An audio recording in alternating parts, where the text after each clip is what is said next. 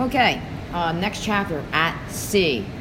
At this point, the Green Hornet has crashed into the Pacific Ocean, and only 3 men survived the crash. How long can they last? Chapter 12, Downed. The ocean was a jumble of bomber remains. The plane's lifeblood, oil, hydraulic fluid, and some 1,000 gallons of fuel slopped on the surface. Louis heard a voice. He turned and saw Phil and Mac, far away clinging to the breeze. Blood spouted and arced from Phil's head and streamed down his face. No one else had surfaced. Louis saw 2 rafts. The engineer, in the heroic last act of his life, had apparently yanked the release handle just before he was killed. The rafts had inflated themselves and were drifting rapidly.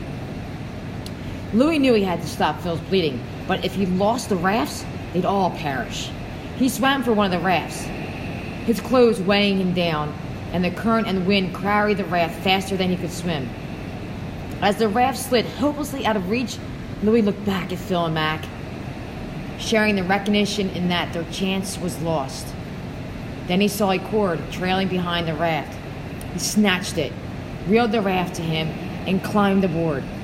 He grabbed the oars, rowed to the second raft, and tried to tie the 2 together. He rowed to Phil and Mac and pulled Phil aboard. Mac, uninjured, climbed up on his own. Both men, like Louis, were filmy with fuel and oil. With all 3 in the raft, in one raft, it was cramped. The raft interior was only about 6 feet long and a little more than 6 feet wide. There were 2 gashes on Phil's forehead, spurting blood. Louis ran his fingers down Phil's throat until he felt a pulse, the carotid artery, then put Mac's hand on it and told him to press down. He pulled off his top shirt and t-shirt and pulled Phil's shirts off as well. He asked Mac to do the same. He folded Phil's shirts, pressed it to the wounds, then tied the other t-shirts around his head. He slid Phil into the second raft. Phil felt woozy. As a pilot, he was in charge, but knew he was in no condition to make decisions. He asked Louis to take command. "I'm glad it was you, Zamp," he said softly. From the water came a sound, a moan trailing off into a gargle, then silence. Louis grabbed an oar and circled, searching for the drowning man, but whoever had made the sound had slipped under. He didn't come up again. 11 men had gone up on the Green Hornet, but only three were dead. I'm sorry, all but 3 were dead. With Phil stable, Louis turned his attention to the rafts. They were made of rubber-coated canvas, divided into 2 air pockets. The critical issue was provisions. The provisions box, which Mac had been holding as the plane went down, was gone, ripped from his hands in the crash, or lost in his escape from the wreckage. In their pockets, the men had only wallets and coins. Their watches were still on their wrists, but the hands had stopped when the plane hit. Sissy's bracelet, which is Phil's fiancée, wasn't on Phil's wrist, and his lucky silver dollar wasn't in his pocket. Maybe he'd forgotten them, or maybe they'd been lost in the crash. Whatever was in the raft pockets was all they'd have. In them, Louis found several chocolate bars, several half-pint tins of water, a brass mirror, a flare gun, sea dye, fish hooks, fishing line, a leak patching kit, and 2 air pumps in a canvas case. There was also a set of pliers with a screwdriver in the handle. Louis pondered, which means he thought, wondering why anyone would need a screwdriver or pliers on a raft. That was all there was. No knife, nothing for shelter, no fishnet, no radio. Most worrisome was the water situation. A few half pints wouldn't last long. Because seawater is so salty, it's poisonous. They couldn't drink it. Adrift near the equator, with little water, Phil, Louis, and Mac would soon be in dire trouble. Since the crash, Mac hadn't said a single word. He'd done everything Louis asked of him, but his face had never lost its gaze, startled expression. Louis was assessing the rafts when Mac suddenly began wailing, "I'm going to die! I'm going to die!" Louis tried to reassure him, but Mac kept shouting, exasperated, Louis threatened to report Mac when they returned. It had no effect. At wit's end, Louis whacked Mac's face with the back of his hand. Mac thumped back and fell silent. Louis established rules. Each man would eat 1 square of chocolate in the morning, 1 in the evening, and 1 in the evening. That's like if you have a Hershey bar, 1 square in that Hershey bar. You get 1 in the morning, 1 at night. Louis allotted 1 water tin per man, with each man allowed 2 or 3 sips a day. Eating and drinking at this rate, they could stretch the supplies for a few days, like maybe 4 or 5. That is Mac, Francis McNamara. There was nothing to do but wait.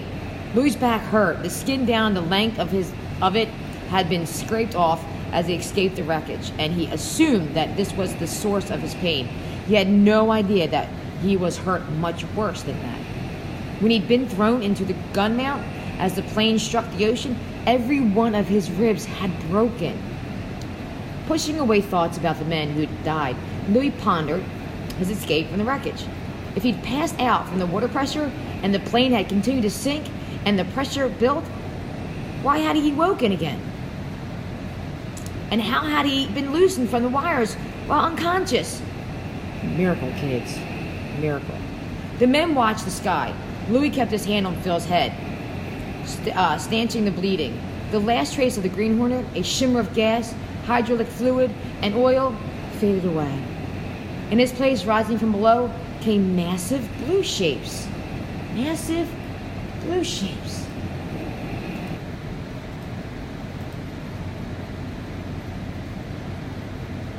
Gliding in the lithe arcs around the rafts, sharks had found them.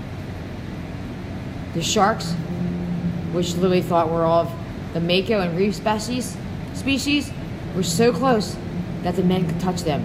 The smallest were about 6 feet long. Some were 12 feet. They bent around the rafts, testing the fabric, but not trying to get at the men. They seemed to be waiting for the men to come to them.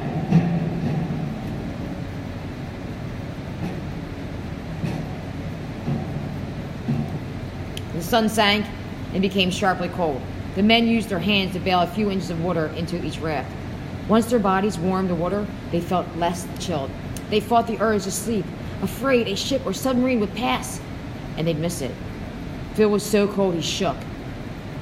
It was absolutely dark and absolutely silent, except the chattering of Phil's teeth. The ocean was a flat calm. A rough, rasping tremor ran through the men. The sharks were rubbing their backs along the rafts. Louis' arm was still draped over the side of his raft, his hand resting on Phil's forehead. Phil drifted to sleep, feeling the shark scraping down his back. In the next raft, Louis too fell asleep. Mac lay awake, his mind spinning with fear, grasping at panic, resolution, and he began to stir. Now, which is not included in this chapter, which I kind of skipped by accident, was that at night, Mac ate all the chocolate. So now they have no food. He ate all the chocolate. He couldn't help it. He panicked. Whatever it was, he ate all the chocolate. And now they have no food. And Louis is on fire mad. But he forgives them.